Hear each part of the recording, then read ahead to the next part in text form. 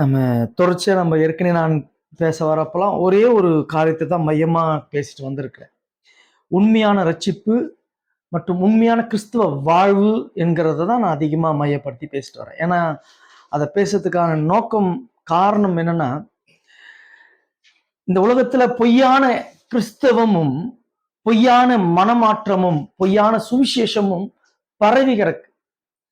அதுல அத்திபூத்த போலதான் எங்கேயோ ஒரு இடத்துல உண்மையான சுவிசேஷங்கள் சிதறி கிடக்குதுன்னு தான் சொல்ல முடியும்.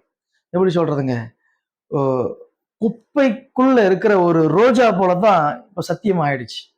குப்பையில ஏதோ அவ்வளவு பேர் குப்பையில ஒரு ரோஜா செடி முளைச்சு தனியா தெரியும் தெரியுங்களா? அப்படி அந்த உண்மையான சத்தியத்தை அது எங்க இருந்தாலும் அதை அவருடைய பிள்ளைகள் அதை அடையாளம் கண்டு கொள்ளுவாங்க.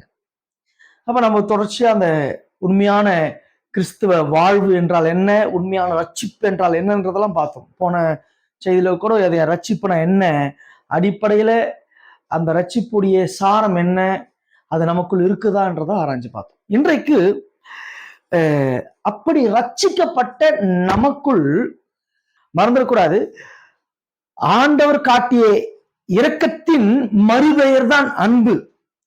அந்த அன்பை அறியாதவன் ரட்சிக்கப்பட்டவனாவே இருக்க முடியாது. அந்த அன்பை உணராதவன் ரட்சிக்கப்பட்டவனாவே இருக்க முடியாது. எப்படின்றதான் இன்னைக்கு பார்க்க போறோம். இன்னைக்கு அடிப்படையில் நாம இன்னைக்கு செய்திக்காக நாம எடுத்துக்கொள்ள வேண்டிய வேத பகுதி ரோமருக்கு எழுதின நிருபம் 8வது அதிகாரம் 36 39 வரைக்கும் நாம் தியானிக்க போறோம். இங்க பவுல், அப்போஸ்தலனாகிய பவுல் இந்த நிருபத்துல இந்த 36வது வசனத்துல ஒரு கேள்வியை இங்கு எழுப்புகிறார். கிறிஸ்துவின் அன்பை விட்டு நம்மை பிரிப்பவன் யார்? கிறிஸ்துவின் அன்பை விட்டு நம்மை பிரிப்பவன் யார் என்று சொல்லிட்டு கீழே ஒரு பட்டியலிடுறார். இங்க ஒரு நபரை போல அவர் பேசுறார். எதை ஒரு நபரை போல பேசுறாருன்னா, உபத்திரவமா இங்க கீழே பாருங்க, உபத்திரவமோ வியாகுலமோ துன்பமோ பசியோ நிர்வாணமோ நாசமோசமோ பட்டயமோ என்று கேள்விக்குறி முடிஞ்சிருக்குது. எல்லாத்துக்கும் கமா வருது. அப்ப கிராமட்டிக்கலா எப்படி படிக்கணும்னா, ஆண்டவரின் அன்பை விட்டு பிரிக்கிறவன் என்கிற அந்த ஒரு பதத்தை பயன்படுத்தி இருக்கு தெரியுங்களா? நம்ம பிரிக்கிறவன்னா மனுஷன் எவனோ நினைச்சிட்டு போம். இத அவன் என்று ஒரு மனித உருவை இங்கு வார்த்தையில் உள்புகுத்தி சில சம்பவங்களை, சில செயல்களை, மனிதனுடைய வாழ்வில் நடக்கிற செயலை அழகா பவுல் மனிதனுக்கு ஒப்பிட்டு காமிச்சிருக்கிறார். அப்ப இதெல்லாம் நம்ம தெரிஞ்சுக்கணும், இதெல்லாமே ஒரு மனுஷன் கிடையாது, மனிதன் மூலமாக நமக்கு நடக்குன்றதான் அவர் சொல்றாரு. உபத்திரவம் என்பது யாருனால்தான் நம்மளுக்கு வரும்? ரோட்ல போற தானா ஒரு பூதம் வந்தாலும் செய்யாது. அதுக்குன்னு கொம்பு வச்சுக்கிட்டு 666 ஒருத்தன் எழும்பியெல்லாம் வரணும்னு அவசியமே கிடையாது. அப்படியெல்லாம் கிடையாது, நம்பாதீங்க. இங்க வேதம் சொல்லுது அது யார் மொழி, இந்த உபத்திரம் யார் மொழிதான் வரும். அப்ப அதுதான் சொல்றாரு, இந்த கிறிஸ்துவின் அன்பை விட்டு நம்மை பிரிப்பவன் யார்? உபத்திரவமோ, அதாவது உபத்திரவத்தை கொடுக்கிற மனுஷன் பிரிச்சுட முடியுமா? அல்லது வியாகுலமோ, எனக்கு வருகிற வியாதி என்னை ஆண்டவரிடத்திலிருந்து பிரித்து விட முடியுமா? துன்பம் என்னை ஆண்டவரிடத்திலிருந்து பிரித்து விடுமோ? பசி என்னுடைய ஆண்டவரிடத்திலிருந்து என்னை பிரித்து விடுமோ? நிர்வாணம், அதாவது என்ன சொல்றது, நிர்வாணம் என்று சொல்லும் பொழுது ஒன்றும் இல்லாமல் நான் ஆகிவிடுகிற ஒரு சூழல். மறந்துடாது அந்த வார்த்தை. என்ன சொல்றதுங்க, என்னுடைய அவமானம், நான் அவமானப்பட்டு தனிமையில ஃபீலிங் அலோன், நான் தனிமையில் விடப்படுவதினாலே என் ஆண்டவர்கிட்ட பிரிச்சு விட முடியுமானா முடியாது என்கிறதா அவர் வலியுறுத்துறாரு. யாரால முடியாது? உண்மையான ரட்சிப்பை அடைந்தவர்களால இது எது வந்தாலும் ஆண்டவரின் அன்பை விட்டு அவர்கள் ஒரு காலமும் பிரிந்து போக மாட்டார்கள் என்கிறதான். இப்ப நம்ம இந்த இடத்துல ஒரு குறிப்பாக ஒரு காரியம் இருக்கு, அதை நம்ம புரிஞ்சுக்கணும். அப்பதான் அது புரிஞ்சாதான் நான் இந்த லிஸ்ட்ல இருக்கிறேனா, இதெல்லாம் இது வந்த பொழுதும் ஆண்டவர் அன்பும் விட்டுட்டு போயிட்டானா அப்படின்றத பார்க்கணும். ஏன்னா நம்ம சொல்லலாம், பாரு எனக்கு எவ்வளவு பிரச்சனை வந்துருக்குதுங்க, ஆனா ஆண்டவருக்கு நான் போகவே இல்லை. எதன் அடிப்படையில் சொல்றோம்? சர்ச்சுக்கு போறோம், ஜெபம் பண்றோம், பைபிள் படிக்கிறோம், ஆண்டவருக்கு நான் போல. அதான் சொல்றோம். ஆண்டவர் மேல் நீ அன்பு வைத்திருக்கிறாயா இல்லையா? அது சர்ச்சுக்கு போறதுனால நீ அன்பு வச்சிருக்கன்னு அர்த்தமா? அதான் நீங்க பார்க்க போறோம். அப்போ நான் பைபிள் படிக்கிறதுனால ஆண்டவருடைய அன்பை நான் ஆண்டவர் ரொம்ப அன்பு வச்சிருக்கிறேன்னா ஸ்டேட்டஸ் போடலாம், ஐ லவ் யூ ஜீசஸ், பிடிக்கும். நீ சொல்றதுனால நீ ஆண்டவர் மேல அன்பு வச்சிருக்கிறியான்றது இல்ல முக்கியம். இங்க சொல்றாரு, இங்க உலகத்திலே எனக்கு வருகிற பாடு, பிரச்சனை, துன்பம், வேதனை, அவமானங்கள், நாசமோசங்கள் அல்லது பட்டயங்கள், அடி உத எவ்வளவு வேணா வரட்டும், போராட்டம் வரட்டும், ஒரு நல்ல கிறிஸ்தவன், அதாவது மேல சொல்லியிருக்குது, கிறிஸ்துவின் அன்பை உணர்ந்தவன், அறிந்தவன், அந்த கிறிஸ்துவின் அன்பினாலே பாதிக்கப்பட்டவன், கிறிஸ்துவின் அன்பினாலே மனமாற்றம் அடைந்தவன், இது எது வந்தாலும் ஆண்டவருடைய அன்பை விட்டு என்ன பண்ண மாட்டான், பிரிந்து போக மாட்டான் என்று வேதம் சொல்லுகிறது. சரிங்க, அப்ப கிறிஸ்துவின் அன்பு என்ற அன்பு எப்படிப்பட்ட அன்பு? நீங்க ரோமர் 5:8 வாசிக்கலாங்களா? அதே ரோமர் 5:8 அழகா சொல்றாரு அது எப்படிப்பட்ட அன்பு என்று. நாம் பாவிகளாய் இருக்கையில் கிறிஸ்து நமக்காக மரித்ததினாலே தேவன் தம்மேல் வைத்த அவர் உயிரை கொடுத்திருக்கிறாருங்க. இந்த அன்பு உங்களுக்கு புரியுதா? உயிர் கொடுத்திருக்கிறார், அப்படி சொல்ல உயிரே கொடுத்திருக்கிறாருங்க அப்படி கூட சொல்லலாம். ஆனா உங்களுக்கு அன்பு புரிஞ்சுதுன்னா, இந்த உலகத்துல 99% மக்களுக்கு அவருடைய அன்பு விளங்கவில்லை. ஆனா சில வேதத்திலிருந்து உதாரணங்களினால நாம் எப்படிப்பட்ட அன்பு வச்சிருக்கிறோன்றத நாம இன்னைக்கு ஆராய்ச்சி பார்க்க இருக்கிறோம். அதுதான் அவர் 27 சொல்றாரு, அவர் காட்டிய அன்பின் விளைவால, ஆண்டவர் எனக்கு கொடுத்த உயிரை கொடுத்து அவருடைய ஜீவனை கொடுத்து நம்முடைய பாவத்திலிருந்து நம்மை மீட்டெடுத்த செயலை உண்மையாகவே பாதிப்படைந்து மனமாற்றம் அடைந்தவனுடைய செயல், அவனுடைய வாழ்க்கையுடைய முறை வித்தியாசமா இருக்கும், அது வைராக்கியமா இருக்கும். அது ஒரு காலமும் எது வந்தாலும் ஆண்டவருடைய அன்பு விட்டு விடாது. அதுக்கு சில உதாரணங்களை நான் சொல்ல விரும்புறேன். வேதத்துல ஆண்டவருடைய அன்பை நாம எப்படி வச்சிருக்கிறோம், எந்த நிலையில நாம இருக்குன்றத வேதம் தெளிவா சொல்லுது. நம்ம திருப்பிக் கொள்ளலாம். 1 பாட்டு 5ஆம் அதிகாரம், நீங்க என்னோட கூட திருப்பிக் கொள்ளுங்க.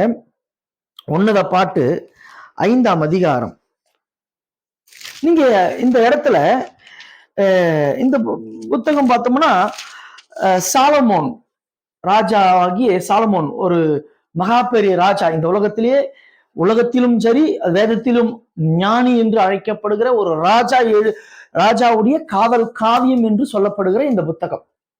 இது ஒரு கணவன் மனைவிக்கு இடையில் இருக்கிறதான காதலின் புத்தகம் என்று சொல்லுவாங்க. மறந்துடாதீங்க, ஒரு கணவன் மனைவிக்குள்ள எப்படிப்பட்ட ஐக்கியம் இருக்கணும், அவங்க எப்படிப்பட்ட உறவுக்குள்ள இருக்கணும்ன்றதெல்லாம் இதுல விளக்கி இருக்கும். அப்போ இந்த புத்தகத்தை தான் ஏன் இது எழுதி வச்சிருக்குன்னா, மணவாளனாகிய கிறிஸ்துவுக்கும் மணவாட்டியாகிய சபைக்கும் நமக்கும் உள்ள உறவை அடையாளப்படுத்துவதற்கு, காட்டுவதற்கே இது எழுதி வைக்கப்பட்டிருக்கிறது. நல்ல ஆவிக்குரிய ஒவ்வொரு உறவும் வேதத்துல கிறிஸ்துவோடு ஒப்பிட்டு பார்க்கணும் இல்ல. இன்னைக்கு இருக்கிற வாழ்க்கையிலும் கடவுள் அப்படிதான் குடும்பத்தோடு தான் சபையை ஒப்பிட்டு காமிச்சிருக்கிறார். இங்க ஒரு சம்பவம் நடக்குது. யாரு? 5ஆம் அதிகாரம் 1ஆம் வசனத்தை வாசிங்களேன்.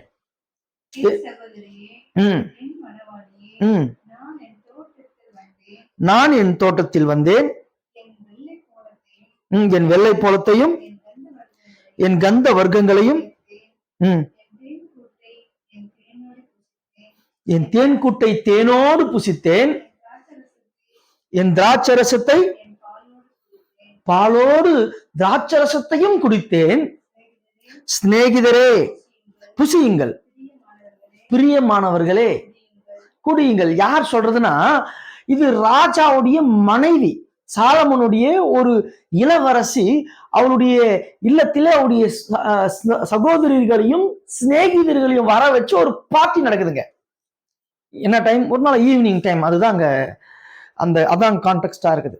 ஒரு மாலை நேரத்துல அங்கு அந்த பார்ட்டி அங்க என்ன சாப்பிடுறாங்க, தேன், பால், ஒயின் எல்லாமே குடிச்சிட்டு நல்லா எல்லாமே சொல்றாங்க, சகோதரியே குடிங்க, என்னுடைய சிநேகிதர்களே குடியுங்கள் என்று அவங்க என்ன பண்றாங்க, குடிக்கிறாங்க. ராஜா வந்து அவங்க தேசத்தை சுத்தி பார்க்க வெளியே போயிருக்கிறார். அவர் சாலமோன் இல்லை, அவர் இந்த தேசத்துக்கு ராஜா. இவங்க யாரு, ராணி, ஒரு இளவரசி, ஒரு நல்ல ஒரு மணவாட்டி. அவங்க நல்ல உணவு இருக்கு, ஐஸ்வர்யமான உணவு நல்லா குடிச்சு அவங்களுடைய நண்பர்களோடு கூட அவர்கள் உறவாடி கொண்டிருக்கிறார்கள். இப்ப கீழே 2வது வசனம் வாசிங்க. இப்போ இந்த அம்மாக்கு வந்து எல்லாம் முடிஞ்சது, தூக்கம் வந்துடுச்சு. இன்னும் யார் வரல, அவருடைய கணவன் வரல, மணவாளன் வரல, அவர் நேசிக்கிற அந்த அவருடைய துணை வரல. இப்ப இந்த அம்மா நித்திரை பண்ண போறாங்க, தூங்குறதுக்காக போறாங்க. இதயமோ விழித்திருந்தது. ஐயோ வரலையேன்றத ஒரு எண்ணமும் இருக்கு, இல்லைன்னு சொல்ல. அந்த முற்றிலும் அந்த அன்பு போகவில்லை. கணவன் வரணும்ன்ற ஆசை, அவருடைய எதிர்பார்ப்பு அவர்களுக்குள்ள இருக்கு. ஆனா எங்க போயிட்டாங்க, இவங்க தூங்க போயிட்டாங்க.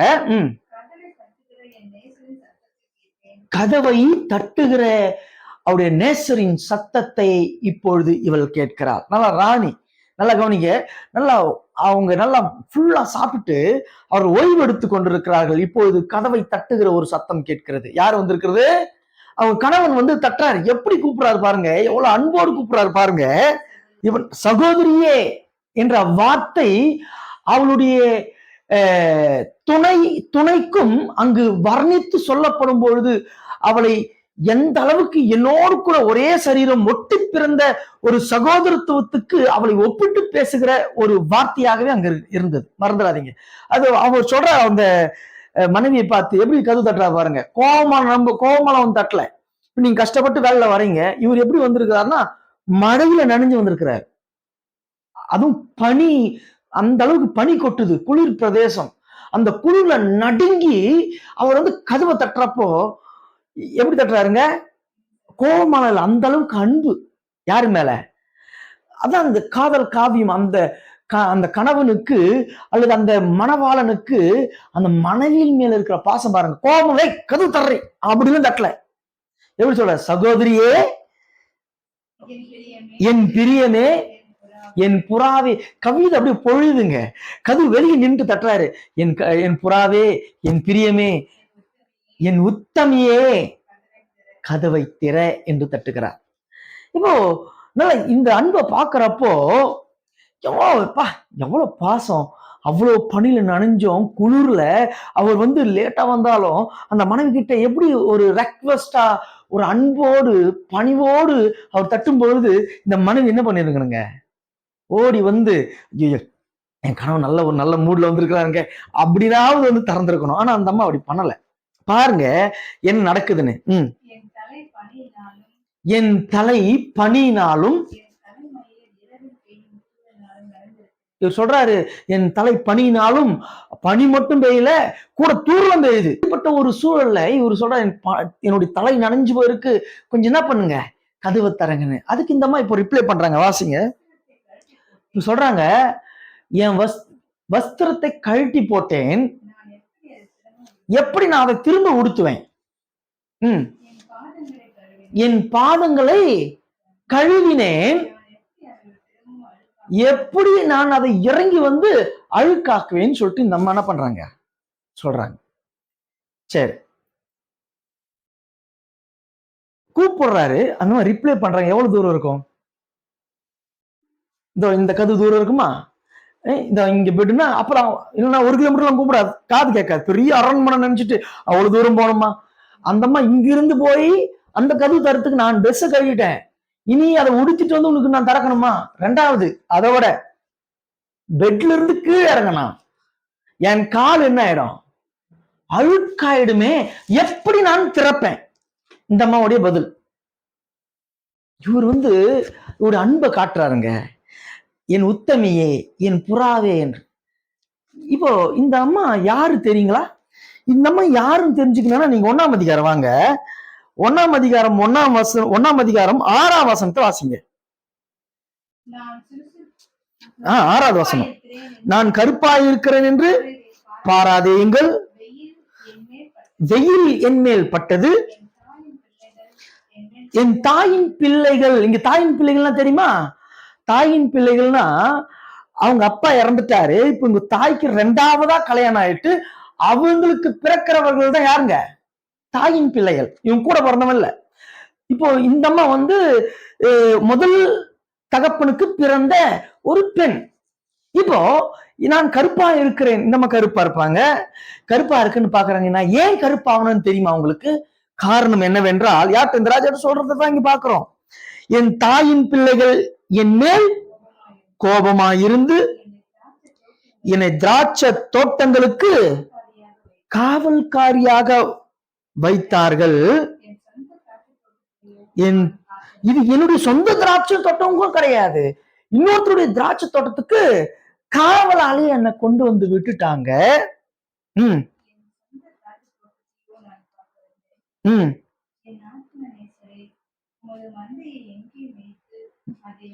மறந்துடாதீங்க. இங்க இங்க என்ன நடக்குது, என்ன என்ன நடந்துட்டு இருக்குது தெரியுங்களா? யார் இந்த அம்மா? ஒரு தோட்டத்துல காவல் காத்து கொண்டிருக்கிற ஒரு பெண், அதுவும் சொந்த அவங்க அம்மா கிட்ட பிறந்த சகோதரர்கள் வெறுத்து வேண்டாம் என்று ஒரு வெயில்ல வேலி ஓரத்துல காவலுக்கு போட்டிருந்த ஒரு பெண், வேண்டாம் என்று தூசிலையும் அழுக்குலையும் வெயிலையும் யாருமே துணையற்று நாதியற்று கிடந்த ஒரு தனிமையாக விடப்பட்ட ஒரு பெண். சகோதரர்களால கூட நேசிக்க முடியல, தாய் கூட அவளை அரவணைச்சிக்க முடியல. அப்படிப்பட்ட ஒரு நிலையில இருந்த இந்த பெண்ணை தான் ராஜா, அந்த தேசத்தின் ராஜா வரும்பொழுது நேசித்து அவளை அரண்மனையிலே ராணியாக வைக்கிறார். இப்போ அந்த ராஜா குளிரிலே நினைந்து கதவை தட்டும் பொழுது அவள் சொல்லுகிறார், என்ன சொல்றாங்க? நான் என் காலு அழுக்காயிடும். இது தகுமா? இப்படி ஒரு மருமக உங்களுக்கு வந்து என்ன பண்ணுவீங்க? வரக்கூடாதுன்னா ஜெபம் பண்ணி வேதபூர்வமா பாருங்க. பாருங்க, இப்ப இந்த அம்மா சொல்றாங்க, நான் உடையை கழட்டி விட்டேன், எப்படி உடுத்துவேன்? இறங்கி வந்தேன், கால் அழுக்காயிடும். கொஞ்சம் திரும்பி பார்த்துருக்கணும், நான் எங்க இருந்தேன்? ஒரு வெயில்ல, மண்ணுல, தூசுல, இப்படி வேலி ஓரத்துல வெயிலுக்கு என் முகத்தை மறைச்சு கூட துணி இல்லாம வெயில் பட்டு கருப்பா இருந்த ஒரு பெண்ணை இந்த நாட்டுடைய இளவரசன் ராஜா என்னை பார்த்து தகுதியற்ற எனக்கு அவர் கொடுத்த ஒரு வாழ்க்கை, போட்ட பிச்சை தான் இந்த வாழ்க்கை. இப்படிப்பட்ட ஒரு ராஜா வந்து அவர் கதவை தட்டுகிறார், இவள் திறப்பதற்கு மனம் இல்லை. கீழே வாசிங்க, அதுக்கு மேல ஒரு எக்ஸ்ட்ரீம் போறாரு. 5ஆம் அதிகாரம். 5ஆம் அதிகாரம் பாருங்க, அவர் அடுத்த எக்ஸ்ட்ரீம் கைய கதவுக்குள்ள விட்டு கெஞ்சுறாரு. இப்போ அடுத்தது கெஞ்சி கேட்ட பிறகு உள்ளம் பொங்குது. மேல வாசினா, இவள் வந்து திறக்கிறப்போ அவர் அங்கன்னா இல்லை என்று வேதம் சொல்லுகிறது. மேல பார்த்து திரும்ப அவர் நேசிச்சு மறுபடியும் அவங்களை அணைச்சு கொள்றாரு. அதுக்கு மேல படிச்சுன்னு தெரியும் அந்த காவியத்துல. என் நேசரோ இல்லை. அதுக்கப்புறம் நீங்க வாசித்து பாருங்க அப்புறமா. அதுக்கப்புறம் நேசர் அதை வந்துடுறார். அருமையானவர்களே, ஏன் இதை நான் சொல்ல வந்தேன்? மணவாளனாகிய கிறிஸ்து இப்படிப்பட்ட வாழ்க்கையை தான் நமக்கு கொடுத்திருக்கிறார். அவர் கதவை தட்டி கொண்டிருக்கிறார். வேதத்தை கேளு, வேதப்படி வாழ். உண்மையாவே அவர் காட்டிய அன்புக்கு பரிபலனாக நன்றி என்னவா இருக்கணும்? அதான் வாஸ்தவம். உபத்திரவமோ, வியாகுலமோ, துன்பமோ, பசியோ, நிர்வாணமோ, நாச மோசமோ, பட்டயமோ, எது வேணும் வரட்டும் வாழ்க்கையில, இந்த அன்புக்கு நான் கைமாறு என்ன செய்யணுங்க? இந்த அன்புக்கு என்ன கைமாறு செய்யணும்? இந்த அன்புக்கு என்ன கைமாறு செய்யணும்? அந்த மனவாட்டிக்கு இந்த ராஜாவுக்காக எவ்வளவு துன்பப்பட்டிருக்கலாம், அவன் வேதனை அனுபவிச்சிருக்கலாம், நிர்வாணத்தை அவன் தாங்கி இருக்கலாம். நான் ட்ரெஸ்ஸை கழிட்டு எப்படி வந்து திறக்குதுன்னு கேட்கறான். இங்க வேதம் சொல்லுது, ஆண்டோடைய அன்புக்காக இது எது வந்தாலும் நான் என்ன பண்ணுவேன்? யார் உண்மையாகவே அந்த அன்பை உணர்ந்தவன், உண்மையாகவே அந்த அன்பினால பாதிக்கப்பட்டவன், உண்மையாகவே அவருடைய சிலுவையின் அன்பினாலே அவர் கொடுத்த ஜீவனுக்காக, எனக்கு அவர் கொடுத்த மறு வாழ்வுக்காக நான் என்னத்தை செஞ்சேன், என்ன துன்பப்பட்டேன், என்ன துன்பம் பட்டுக்கொண்டு யாருக்காக துன்பப்பட்டிருக்கிறோம். இங்க அவர் சொல்றாரு 35ல, உமது நிமித்தம் எந்நேரமும், இங்க பாருங்க, உமது நிமித்தம் நம்ம யாருக்காக துன்பப்பட்டிருக்கோம்? எனக்காக தான் நான் துன்பப்பட்டிருக்கிறேன். கடவுள் மேல பழிய போட்டிருக்கோம். போய் கடன் வந்துடுச்சு, கடன் யாருக்காக வாங்கினீங்க? நமக்காக வாங்கணும். சண்டை, ஒரே பிரச்சனை, யாருனால? நம்மால. வீட்டுல ஒரே நிம்மதி இல்லை, யாரால? நம்மால. கிறிஸ்துவுக்காக ஏதாவது அனுபவிச்சிருக்கோமா? ஐயோ, சத்தியத்துக்காக நான் உயிரே கொடுப்பேன், வாயில சொல்லுவோம், ஏதாவது செஞ்சிருக்கிறோமா? அவர் கொடுத்த ரட்சிப்புக்காக கைமாற ஏதாவது செஞ்சிருக்கிறோமா? வாரத்துல ஒரு நாள் ஞாயிற்றுக்கிழமை முழுசா கொடுக்க மாட்டோம். 10 மணி சர்ச்சை, எத்தனை மணிக்கு தான் போய் சேருவோம்? 11 மணிக்கு போய் சேருவோம். நேரத்தை கொடுக்க முடியாத நாம எப்படிங்க உயிர் கொடுப்போம்? அவர் சொல்றாரு, அவருடைய அன்புக்காக, அன்பை உணர்ந்தவன், அந்த அன்பை அனுபவித்தவன், இவை அனைத்தையும் அவன் கொடுப்பான் என்றுதான் அவர் சொல்றார். இவை அனைத்தையும் அவங்க 27 அவர் சொல்றாரு, முற்றும் ஜெயம் கொள்ளுகிறவர்களாய் இருக்கிறோமே. முற்றும் ஜெயம் கொள்ளுவான், எவ்வளவு பிரச்சனை வரட்டும். இப்ப கேள்வி அடுத்தது, சரி, அவருடைய அன்பு, அந்த ஜெயம் கொள்ளுகிறோம் என்று சொல்றோம்ல, அவர் அன்பு என்றால் என்ன அப்படின்றத பார்க்கறதுக்கு முன்னாடி, அவர் மேல் அன்பற்றவர்களாக நாம் போவோம் என்றால் அது எவ்வளவு சாபத்துக்குரியது என்பது வேதம் சொல்லுது. நீங்க 1 கொரிந்தியர் 16:22 வாசிங்களேன். 1 கொரிந்தியர் 16:22. ஒருவன் கர்த்தராகிய இயேசு கிறிஸ்துவிடத்தில் அன்பு கூறாமல் போனால் அவன் சபிக்கப்பட்டவனாய் இருக்க கடவன். கர்த்தர் வருகிறார். நல்லா கவனிக்கணும் அந்த கடைசி வார்த்தையே. ஒருவன் கர்த்தராகிய கிறிஸ்துவின் மேல் அன்பு கூறாமல் போனால் அவன் சபிக்கப்பட்டவனாயிருப்பான். இறுதியில் முடிக்கிறார். ஏன் அதை சொல்லுகிறார் என்றால், கர்த்தர் வருகிறார். கர்த்தர் வரும்பொழுது அவர் எவ்வளவு அன்பு வச்சாரு அப்படியெல்லாம் கிடையாது, நீ எவ்வளவு அன்பு வச்சுதான் பார்க்க போறாரு. அங்க அவங்கதான் இருக்க போறாங்க, பரலோக ராஜ்யத்துல அவங்கதான் இருக்க போறாங்க. என்னுடைய ரட்சிப்பு என்னுடைய வாழ்விலே எதின் வழியாக வெளிப்படுகிறது? அவர் மேல் நான் வைத்திருக்கிற அன்பின் வழியாகவே அளக்கப்படுகிறது, இந்த உலகத்துக்கு காண்பிக்கப்படுகிறது. நீ உண்மையாகவே ரட்சிக்கப்பட்டு இருந்தாய் என்றால் ஆண்டவர் மீது எவ்வளவு அன்பு வைத்திருக்கிறாய் என்கிறது உன் வாழ்விலே தெரியும். மறந்துடாதீங்க. சரி, இப்போ இறுதிக்கு வந்துடலாம். அன்பு என்றால் என்ன? எப்படி அன்பு காட்டுறது? சர்ச்சுக்கு போறதுனாலே அன்பு இல்லைன்ட்டீங்க, காணிக்கு போறதுனாலே அன்பு இல்லைன்ட்டீங்க. அதெல்லாம் அன்பு கிடையாதுங்க. வேதம் அதை சொல்லலை. நீ காணிக்கு போறதுனால ஆண்டவர் மேல ரொம்ப அன்பு வச்சுட்டு இருக்கிறியா? அப்படிலாம் கிடையாது. இல்ல ஊழியத்துக்காக நாங்க டெய்லி வாரத்துல 3 வாட்டியாவது நாங்க என்ன பண்றோம், ஆண்டோட வார்த்தை கேட்கறியா?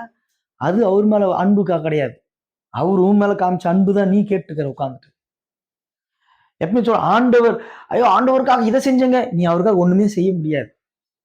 ஏன்னா எல்லாமே அவருது தான். அவருக்கு என்ன நீ செய்ய முடியும்? இந்த உலகமே அவருடையது. அவருக்கு என்ன செஞ்சிட முடியும்? பணம் அவர் கேட்கவே இல்லை. அவருக்கு நாம் காட்டுகிற அன்பை ஒரே விதத்துல தான் காட்ட முடியுன்றத வேதம் சொல்லுது. தாவீது தான் சொல்றான், நீர் செய்த அந்த கருணைக்கு, இரக்கத்துக்கு, ரட்சிப்புக்கு நான் என்னத்தை செய்வேன்? அந்த ரட்சிப்பின் பாத்திரத்தை கையில் எடுத்து உம்மை துதிப்பேன் என்று சொல்றான். இப்ப ஆண்டவர் எனக்காக கொடுத்த ஜீவன், ரட்சிப்பு, உண்மையானது, உள்ளத்தில் ஏற்படுகிற மனதின் மாற்றம், மனமாற்றம், அதுதாங்க அவர் காட்டிய அன்பு. ஏன்னா நீ அதுக்கு தகுதியே கிடையாது. அவரை அப்பா என்று கூப்பிடுகிற புத்திர சுவிகாரம், மனவாட்டியாக ஒரு திருச்சபையில் இந்த மணவாளனுக்கு நான் துணையாக, சிங்காசனத்துக்கு நேராக என்னை உயர்த்திருக்கிறார் இல்ல. இதுதான் வேதத்துல பாக்குறோம். அவர் மேல் எப்படிங்க நான் அன்பு காட்டுறது? நீங்க எடுத்து வாசிக்கலாம். உபாகமம் 5:10. உபாகமம் 5:10 வாசிங்களேன். உபாகமம் 5:10.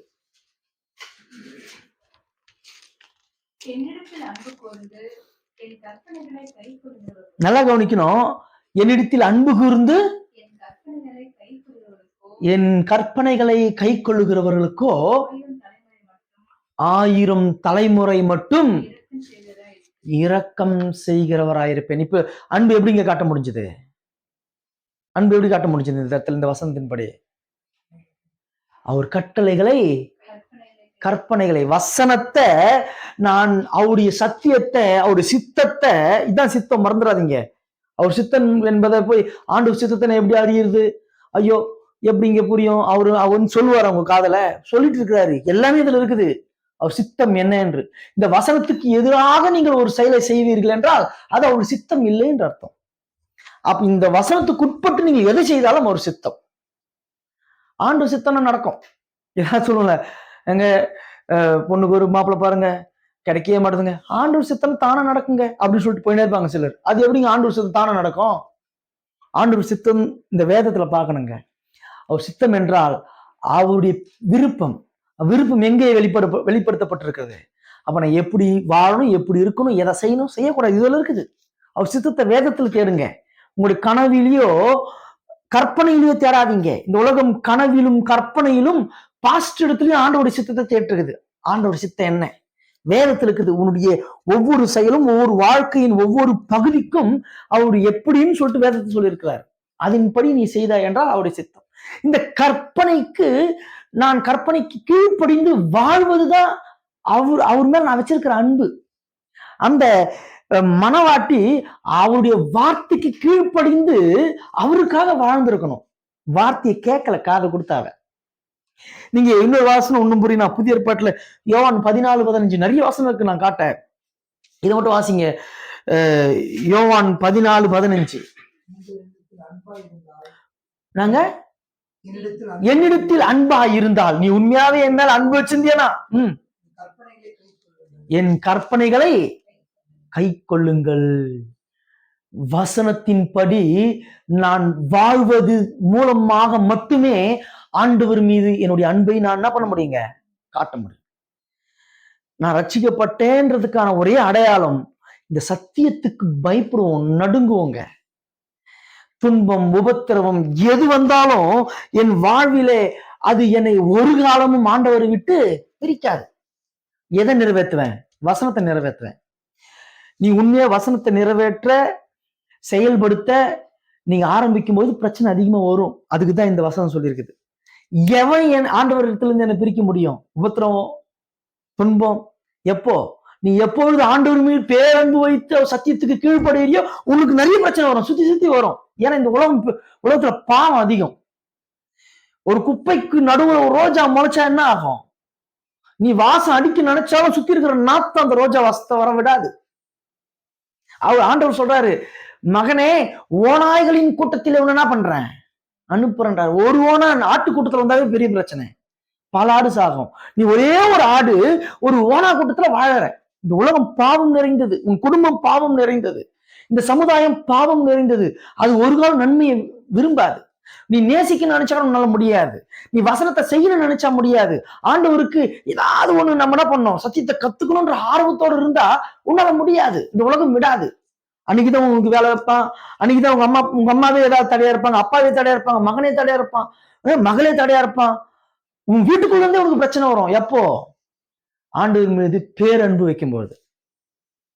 ஆனால் உண்மையான ரட்சிப்படைந்தவன் எவ்வளவு தடை வரட்டும், அது என்னாலேயே எனக்கு வரட்டும், என்னுடைய சிந்தனை, என்னுடைய சுயம், என்னுடைய மாம்சம், இதுவே எனக்கு பிரச்சனை நினைக்கும்.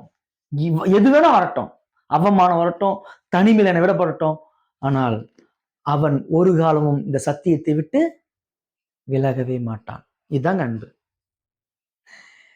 அவருடைய வார்த்தைக்கு எந்த சூழ்நிலையிலும் அவன் கீழ்ப்படிவான். எதை செய்வதனாலும் அவன் ஆண்டவருடைய வார்த்தையை பார்ப்பான். இதுதான் ஆண்டவர் மேல வைக்கிற அன்புங்க. அவர் காமிச்ச அன்புக்கு அவர் கேட்டது, என் வார்த்தையை கேளு, அது போதும். அதுதான் நன்றி, அவருக்கு செய்யற நன்றி. காலம் முழுக்க உன் வார்த்தையை கேட்டு நான் விழுந்து கிடப்பான் ஐயா அப்படின்னு அந்த புள்ள சொல்லியிருக்கணும். ஆனா அப்படியேப்பட்ட ஆளதான் கடவுள் நம்ம என்ன பண்ணிருக்காருங்க, விடப்பட்ட, கைவிடப்பட்ட, தகப்பனற்ற, நாதியற்ற நம்மை அவர் தெரிந்து கொண்டார் என்று வேதம் சொல்லுகிறது. இப்படிப்பட்ட அவங்க மேல வந்த கோபம், அந்த கதையை சொல்றப்போ நம்ம மேல நமக்கு வரணும். ஏன்? ஆண்டவரின் அன்பை உணராதவர்களாக, இந்த சத்தியத்தை நான் விட்டு எவ்வளவு தூரம் போயிருக்கிறேன்றதை நம்ம உணர்ந்து பார்க்கணும். இதுதான் ரட்சிப்பின் அடையாளம். ரட்சிப்பின் அடையாளம் என்ன? பேரன்புக்கு நான் செய்கிற கைமாறு இந்த வசனத்தை கடைசி மட்டும் அவருடைய சத்தியத்தை கடைபிடிக்கிறது. ரட்சிப்பின் அடையாளம் எதின் மூலம் வெளிப்படும்? அவன் சத்தியத்தை செய்வாங்க. சத்தியம் அவனுக்குள்ள விதைக்கப்பட்டிருக்கும், அது முளைத்து செழிப்படையும். இதுதான் ஓமைகளையும் பார்க்கிறோம், விதைக்கிறவங்க ஓமையில. இப்ப நம்ம படிப்படியா கேள்வி கேட்டு வரோம், பல செய்திகளை கேட்டு வரோம். நாம் ரட்சிக்கப்பட்டோமா? ஆண்டவர் மேல அன்பு வச்சிருக்கிறோமா? இல்லை என்றால் தேவன் நோக்கி நாம் ஜெபிப்போம். ஆண்டவர் கிருபையா இருக்கணும், இன்னும் கிருபை அளிக்கணும். அந்த பகுதியில் உன்னத பாட்டு எடுத்து வாசித்து பார்த்தீங்கன்னா, பிறகு மறுபடியும் அவர் போனவர் வந்து என்ன பண்றாரு? இப்ப தேடுற, ஐயோ நான் போயிட்டாரேன்னு சொல்லிட்டு இப்படி பண்ணிட்டனே. மனம் திரும்பும் பொழுது, நாம் மனம் உணரும் பொழுது மீண்டுமாய் நம்ம அணைத்துக் கொள்ளுகிற கிருபையுள்ள தேவனை நம்ம பெற்றிருக்கிறோம். நான் சொல்றது விளங்குதுங்களா? கண்களை மூடி ஜெபிக்கலாங்களா? நாம் கண்களை மூடி ஜெபிக்கலாம்.